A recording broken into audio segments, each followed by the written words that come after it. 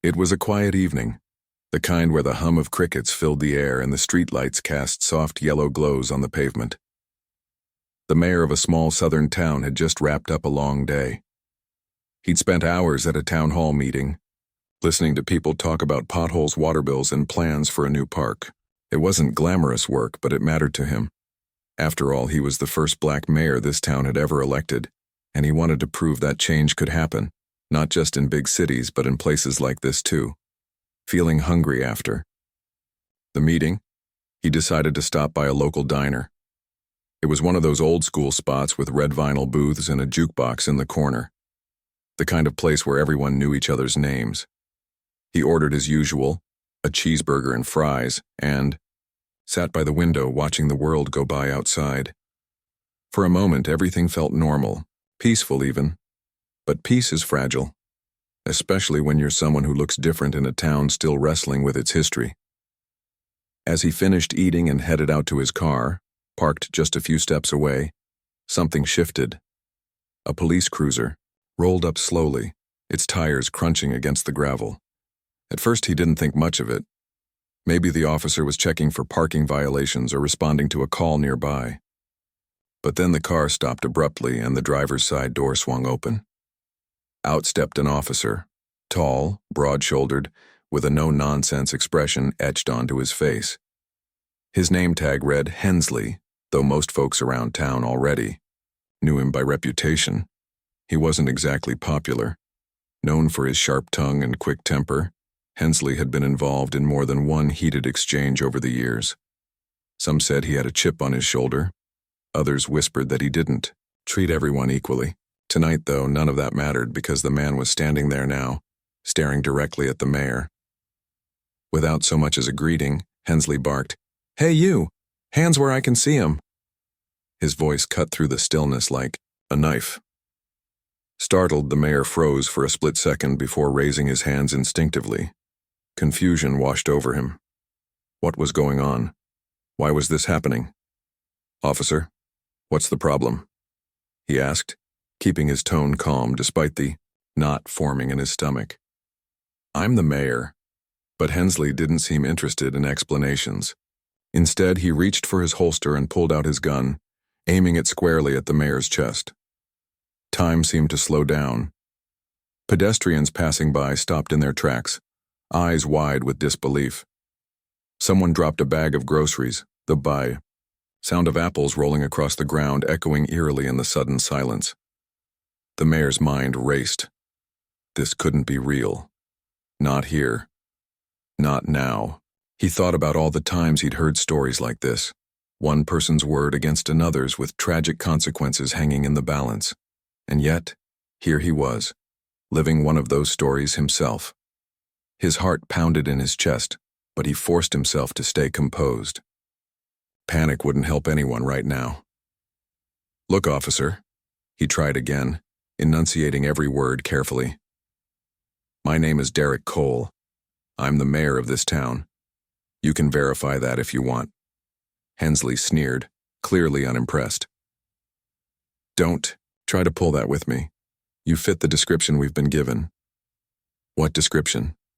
The mayor shot back, frustration creeping into his voice. "What am I supposed to have done?" Instead of answering, Hensley tightened his grip on the weapon, his finger hovering dangerously close to the trigger. The weight of the situation pressed down on the mayor, heavier than anything he'd ever felt before. He realized in that instant how quickly things could spiral out of control. One wrong move, one misinterpretation, and this could end badly. Yet as terrifying as it was, something inside him refused to give in to fear. This wasn't just about him, it was bigger than that. It was about every person who'd ever been, judged not by their actions but by the color of their skin. It was about fairness and dignity, values he'd fought for his entire life.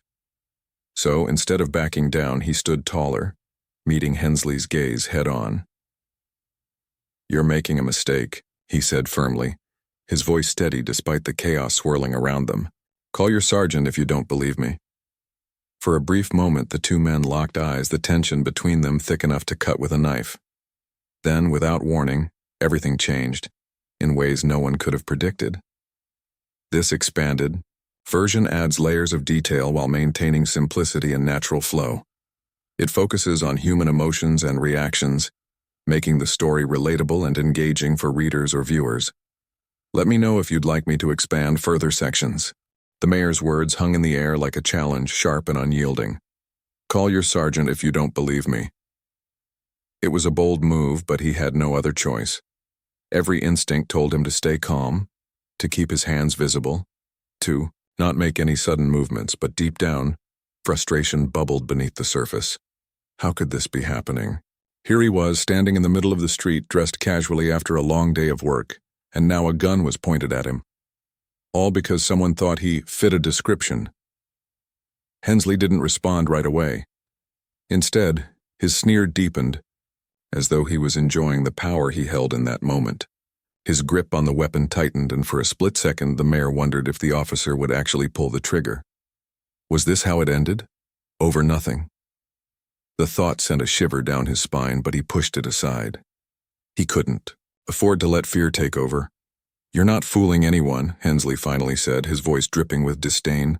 "I've seen guys like you before, always trying to talk your way out of things." "Guys like me?" the mayor repeated, incredulous. "What does that even mean?" But Hensley wasn't listening. He stepped closer, the gun still trained on the mayor's chest. "Turn around. Put your hands behind your back." The mayor hesitated, his mind racing. If he complied, what came next? Would Hensley cuff him? Throw him into the squad car? Drag him down to the station? And then what? Who would believe him when he said he was the mayor? In this town, where whispers of bias still lingered, he knew how easy it was for people to turn a blind eye. For them, seeing a black man in handcuffs might feel like confirmation of their worst assumptions. "I'm telling you the truth," the mayor insisted, his voice rising slightly. "You can check my ID. My car is right there. It's registered under my name. Derek Cole, your mayor." Hensley scoffed, clearly unconvinced. "Save it. I've heard all the excuses." At that moment, something inside the mayor snapped. Not anger exactly, though there was plenty of that, but resolve.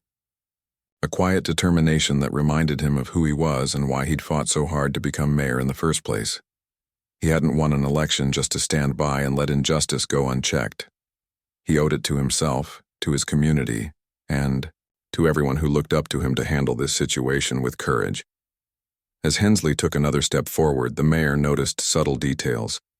The way the officer's shoulders tensed, the slight tremble in his hand holding the gun. This wasn't confidence, it was aggression masking insecurity. Hensley wanted control, but he wasn't entirely sure how to maintain it. That realization gave the mayor a sliver of hope. Maybe, just maybe, he could turn this around. "Listen," the mayor said, forcing his tone to remain steady. "If you have doubts, call it in. Let's settle this peacefully. There's no need for escalation here." But Hensley wasn't interested in peace. He jabbed the gun forward, inches away from the mayor's face. "Shut up and do what I say." Was a dangerous game they were playing, and the stakes couldn't have been higher. The crowd of bystanders grew larger, their murmurs growing louder. Some watched in stunned silence, while others pulled out their phones to record the scene unfolding before them.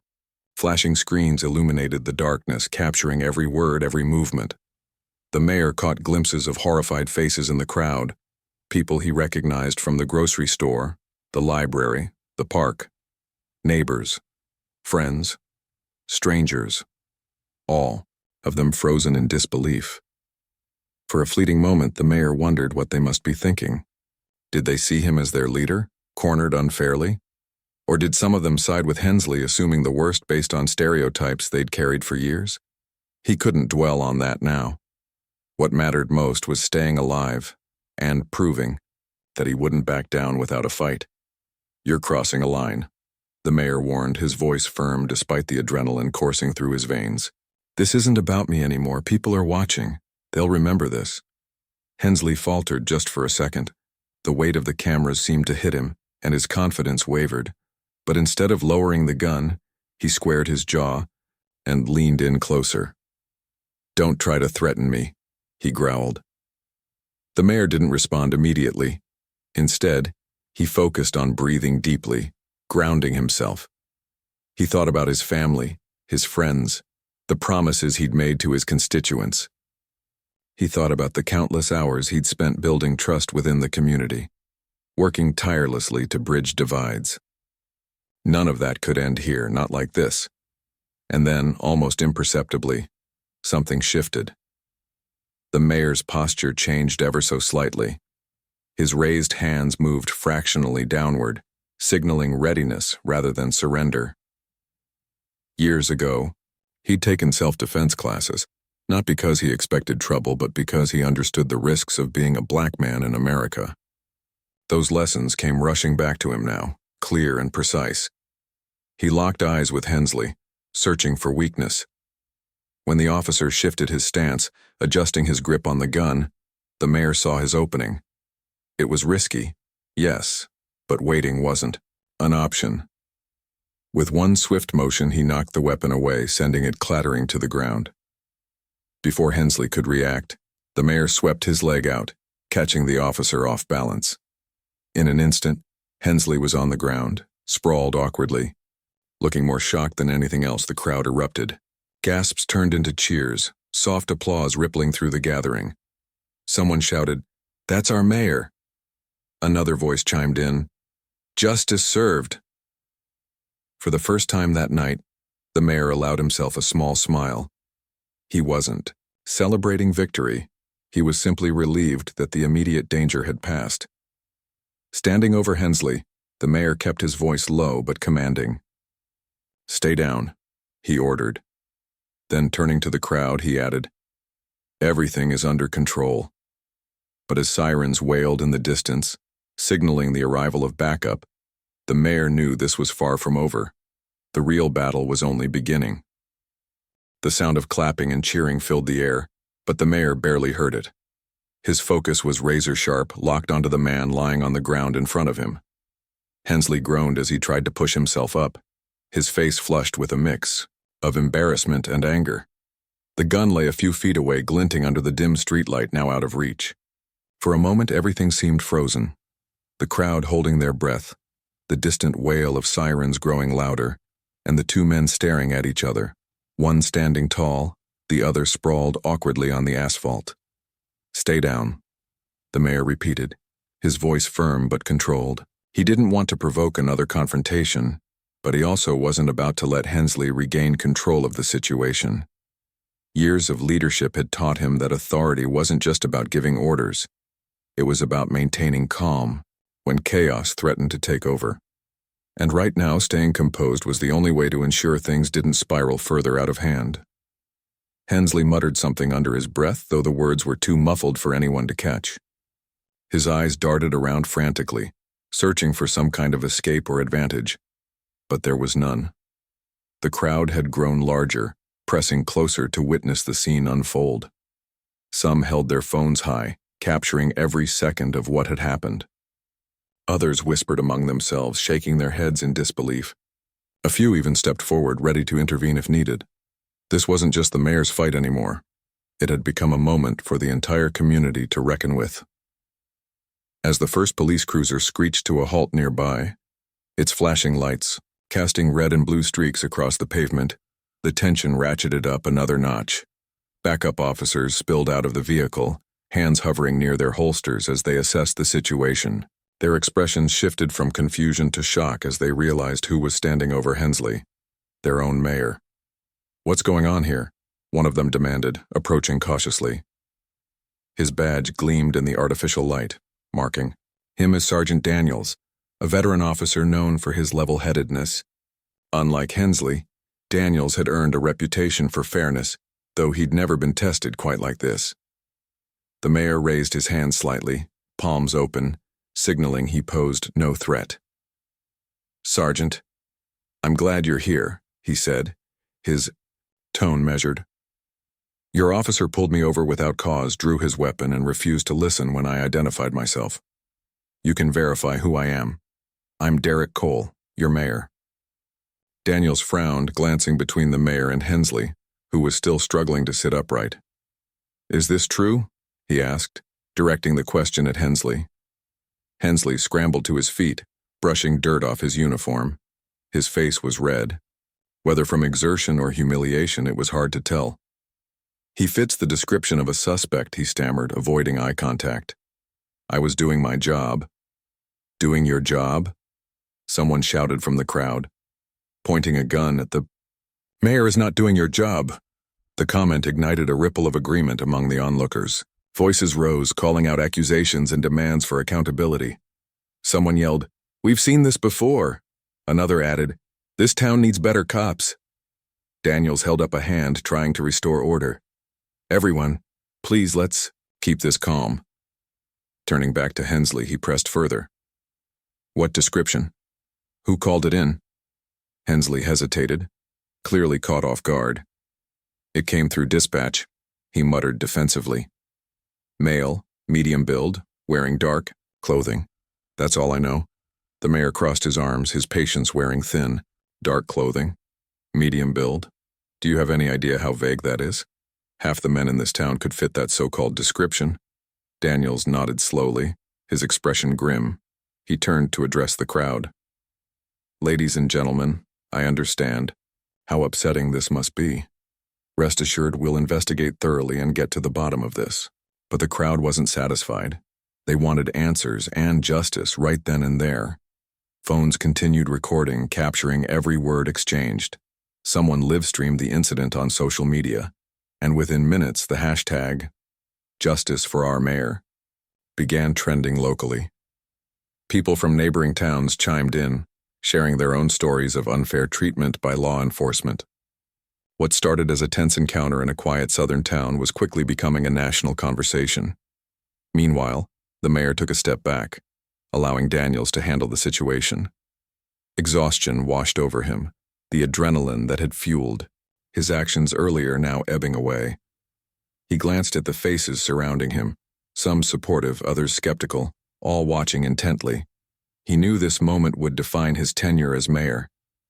Would people see him as a leader who stood up against injustice, or as someone who escalated a conflict unnecessarily? As paramedics arrived to check on Hensley, who insisted he was fine despite his tumble, the mayor walked over to where his car was parked. Leaning against the hood, he exhaled deeply, running a hand over his face. His mind raced with questions. How would the department respond? Would Hensley face consequences, or would this be swept under the rug? Most importantly, what message would this send to the community? A young woman approached him tentatively, her phone still in her hand. She looked nervous but determined. "Mr. Mayor," she began, her voice trembling slightly, "thank you for standing up, for showing us that we don't have to accept being treated unfairly." Her words struck a chord deep within him. This wasn't just about him. It was about everyone who felt powerless in the face of systemic inequality. He nodded, managing a small smile. "We deserve respect," he told her, "and we won't stop fighting until we get it." By the time the scene was cleared and the crowd dispersed, dawn was breaking on the horizon. The sky turned shades of pink and orange, painting the town in soft hues of renewal. It was symbolic, the mayor thought, as he finally climbed into his car and drove home. Change often came after the darkest nights, and while this battle was far from over, it marked the beginning of something bigger, a movement toward accountability, transparency, and equality. The morning after the incident felt surreal, like stepping into a world that had shifted overnight. News of what happened spread faster than anyone could have anticipated. By sunrise, the story was everywhere. Local news channels dissected every detail. Social media timelines buzzed with reactions and conversations about accountability, dominated breakfast tables across town. The mayor woke up to a flood of notifications on his phone. Messages of support, interview requests from journalists, and countless shares of the viral video showing him standing tall against Hensley. He sat at his kitchen table sipping coffee, while scrolling through the updates. Each comment, tweet, and post carried its own weight. Some praised his courage, calling him a hero for defending himself and setting an example. Others questioned whether he'd acted too aggressively, suggesting he should have waited for backup instead of taking matters into his own hands. And then there were those who dismissed the entire situation altogether, claiming it was blown out of proportion or labeling it as just another cop drama. But amidst all the noise, one thing stood out: the sheer volume of people sharing their own stories. Black men and women recounted times they'd been pulled over without cause, profiled in stores, or treated unfairly by law enforcement. Parents described teaching their children how to act around officers just to stay safe. Friends talked about feeling invisible or judged based on stereotypes rather than actions. It wasn't just about him anymore. It was about a collective experience, a shared frustration that had simmered beneath the surface for years. Later that day, the mayor held a press conference outside City Hall. Reporters lined up shoulder to shoulder, microphones pointed eagerly toward him. Behind them, a growing crowd of supporters gathered, holding signs that read, "Justice starts here," and "Enough is enough." Community leaders joined him on stage. Members of the NAACP, local pastors, activists, and even some city council members who rarely spoke publicly about issues like this. The energy in the air was electric, charged with both hope and anger. Standing. Behind the podium, the mayor took a deep breath before addressing the crowd.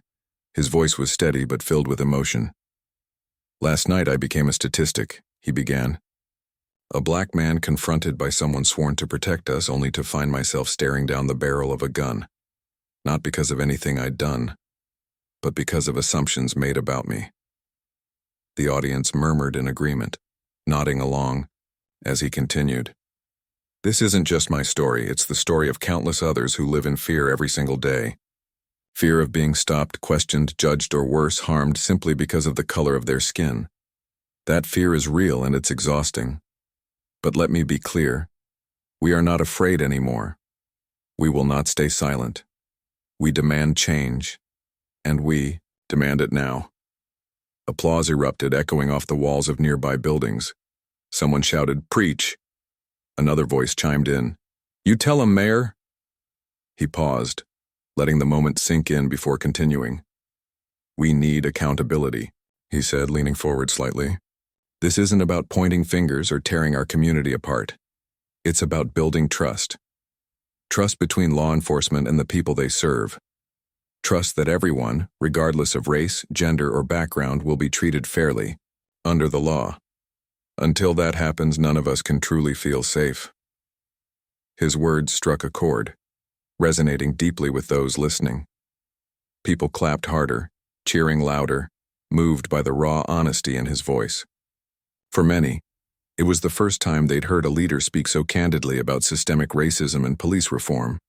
But the mayor knew words alone wouldn't be enough. Action would determine whether this moment led to lasting change or faded away as just another headline. In the days that followed, the town grappled with the fallout. Internal investigations were launched immediately, with Sergeant Daniels leading the inquiry into Hensley's conduct. Officers who had long looked the other way when it came to questionable behavior suddenly found themselves under scrutiny. Anonymous tips poured in, detailing past incidents of misconduct involving Hensley and others. Some residents expressed relief, saying it was high time the department cleaned house. Others worried about backlash, fearing tensions might boil over if reforms weren't handled carefully. Meanwhile, protests erupted outside the police station, drawing attention from national outlets.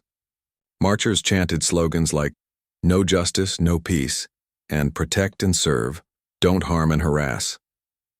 Local businesses showed solidarity by hanging banners in their windows, supporting reform efforts. Even schools got involved, organizing discussions about racial bias and privilege. The entire town seemed to pulse with a newfound sense of urgency, as though waking up from a decades-long slumber. For the mayor, the whirlwind of activity brought mixed emotions. On one hand, he felt proud to see his community mobilizing, using their voices to push for progress. On the other hand, he couldn't ignore the criticism directed at him. Some accused him of grandstanding, arguing that his position gave him advantages most people didn't have. Others claimed he'd escalated the situation unnecessarily, putting lives at risk. While he understood their concerns, he refused to let negativity derail the momentum. One evening, as he walked through the park where he often went to clear his head, he ran into an elderly woman sitting on a bench. She recognized him instantly and smiled warmly. "You've stirred up quite a storm," she said, her voice gentle but firm. "But storms are how things grow, aren't they?" Her words lingered with him long after he left the park. Growth required discomfort, pain, and sometimes upheaval. He realized that what mattered most wasn't avoiding conflict, it was channeling it toward something meaningful. If the storm raging in his town could lead to stronger roots, deeper connections, and a fairer system, then every challenge would be worth it. By the end of the week, the town council announced plans for sweeping reforms, mandatory de-escalation training for all officers, body cameras for every member of the force, a civilian oversight board to review complaints against law enforcement. These changes weren't perfect, and they wouldn't solve everything overnight, but they represented a step in the right direction. More importantly, they signaled a willingness to listen, to acknowledge the pain and work together to heal it. As the mayor stood on stage during a community rally a month later, surrounded by supporters chanting his name, he reflected on how far they'd come. The journey ahead was still long, fraught with obstacles and setbacks, but for the first time in a long time, he felt hopeful. Hopeful that change was possible, hopeful that unity could overcome division, and hopeful that one day, no one would have to face the kind of fear he'd experienced that fateful night. This expanded version dives deeper into the emotional and societal impact of the incident, focusing on the community's response, the mayor's reflections, and the push for reform. It keeps the tone natural and relatable, emphasizing human experiences and resilience. Let me know if you'd like to expand more sections. Months after the incident, the town began to feel different. The air was lighter, and there was a sense of hope that hadn't been there before. People started talking more openly about issues they'd avoided for years. Issues like racism, unfair treatment by those in power, and how fear had kept them silent for too long. The man at the center of it all, the mayor, became a symbol of strength and courage. But he wasn't just some untouchable figurehead. He was one of them. He lived among them, shared their struggles, and understood what it meant to face injustice firsthand. The changes didn't happen overnight, though. At first, many were skeptical. Some folks doubted whether anything would really improve. After all, promises had been made before, only to fizzle out without action. But this time felt different. The mayor wasn't content with empty words or half-hearted gestures. He rolled up his sleeves and got to work alongside the community. Together, they pushed for real reforms that would make life safer and fairer for everyone. One of the biggest steps was introducing body cameras for every police officer in town. This idea didn't come easily. It faced resistance from within the police department itself. A few officers argued that it was unnecessary, saying it showed a lack of trust. But the mayor stood firm. "Trust is earned," he said during a town hall meeting. "If we want to rebuild faith between the people and the police, transparency is key." Slowly but surely, even the skeptics came around. Once the cameras were issued, residents noticed a shift. Officers seemed more mindful of their actions, knowing they were being recorded. Complaints against the police dropped significantly, and the relationship between law enforcement and the public began to heal. Another major change was the creation of citizen oversight committees. These groups consisted of ordinary people from the community, teachers, shopkeepers, students, retirees, who volunteered their time to review cases of alleged misconduct by police officers. It wasn't perfect, and there were disagreements along the way, but it gave people a voice where they'd once felt powerless. For the first time, they could sit at the table and have a say in how things were handled. It was empowering, and it brought a new level of accountability to the system. But perhaps the most impactful reform was the mandatory de-escalation training for all officers.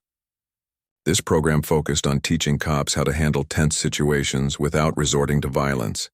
Instead of jumping straight to force, they learned techniques to calm things down, listen to people, and find peaceful solutions. The training wasn't just theoretical either. It included role-playing exercises where officers had to practice diffusing conflicts in realistic scenarios. Many admitted later that it opened their eyes to perspectives they'd never considered before. While these changes took root, the former officer involved in the infamous traffic stop faced consequences for his actions. An internal investigation dug deep into his past, uncovering a troubling pattern of behavior. Multiple complaints had been filed against him over the years, but nothing had ever been done about them. Now, with undeniable evidence of wrongdoing, the department had no choice but to act. He was suspended immediately and eventually fired. Later, he was charged with assault and misconduct, leading to a short prison sentence. Though justice was served, the mayor often reminded people that punishment alone wouldn't fix the deeper problems. "We need to focus on prevention," he'd say. "How can we ensure something like this doesn't happen again?" Despite the progress, the scars from that night lingered. The mayor himself carried them quietly. Late at night, when the house was still and the weight of responsibility pressed down on him, he'd replay the scene in his mind. The flash of the gun, the sound of angry shouts, the feeling of having no choice but to fight back. It stayed with him. Yet, he refused to let it break him. If anything, it made him more determined to create a world where no one else had to go through what he did. His resilience inspired others to speak up too. Neighbors who had once stayed quiet about mistreatment now felt emboldened to share their stories. Parents taught their children about standing up for themselves while staying safe. Teachers incorporated lessons about equality and justice into their classrooms. Even kids picked up on the message, asking questions and wanting to understand why fairness mattered so much. Change rippled outward, touching every corner of the town. One day, a young girl approached the mayor at a local event. She couldn't have been older than 10, her braids bouncing as she walked up to him nervously. "Are you really the mayor who stopped that bad cop?" she asked, clutching a notebook tightly. Her wide eyes searched his face for answers. He knelt down so they were eye to eye. "Yes, I am," he replied gently. "Why do you ask?" "I heard about what happened," she said, her voice barely above a whisper. "And I wanted to know, how did you stay brave? Weren't you scared?" For a moment he hesitated. Then he smiled. "Of course I was scared," he admitted. "But sometimes being brave isn't about not feeling afraid. It's about doing the right thing even when you are." Her face lit up, as if she'd found the answer to a question she'd been carrying for a long time. "So if I see something wrong, I should try to help too?" "That's right," he said, nodding. "Even small actions can make a big difference. You don't have to tackle everything alone. Just stand your ground and do what you believe is right. That's how we build a better future together." The little girl grinned, thanked him, and ran off to join her friends. Watching her go, the mayor felt a renewed sense of purpose. Yes, the road ahead would be challenging, and there would always be obstacles to overcome. But moments like this reminded him why he kept going. Every child who grew up believing in fairness, every neighbor who spoke out against injustice, every officer who chose compassion over aggression, they were all part of the solution. As he walked away from the event, the sun dipped below the horizon, painting the sky in shades of orange and pink. The town looked peaceful, almost idyllic. Yet beneath its surface, hard work continued. Conversations, debates, compromises, all the messy, beautiful parts of democracy were alive and well here. And though the journey was far from over, the mayor knew they were heading in the right direction. That night, as he sat on his porch, sipping tea, he thought about the future. Not just the immediate future, but the generations to come. Would they inherit a world where fear ruled, or one where courage and kindness prevailed? He believed deeply in the latter. Because every policy change, every courageous conversation, every act of defiance against hatred, it all added up. Bit by bit, brick by brick, they were building something stronger than fear.